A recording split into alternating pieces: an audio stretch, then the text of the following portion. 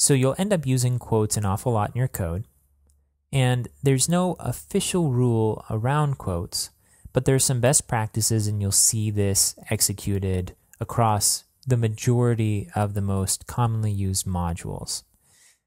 The idea is that single quotes are better to use whenever you don't need double quotes. And there are a couple of instances where double quotes make a bit more sense.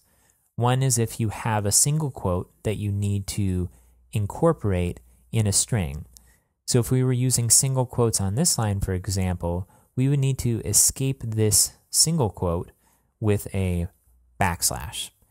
And it simplifies the readability of this code by not having that slash, so we can wrap this in double quotes.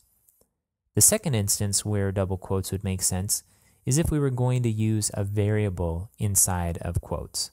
If we wanted to use a variable with single quotes, what we would need to do is end the quote before the variable and use a concatenation operator, so a period, the variable, and then do the same thing with the string on the other side. So it adds some complexity to the code, and sometimes it can be easier just to embed the variable directly in the string, and we can do that if we're using double quotes.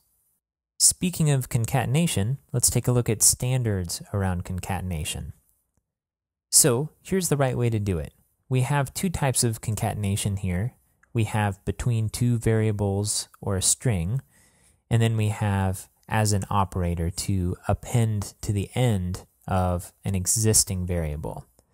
So the idea is the same with operators. We're just going to keep spaces on either side. So with the dot equal sign, we're going to keep spaces around here.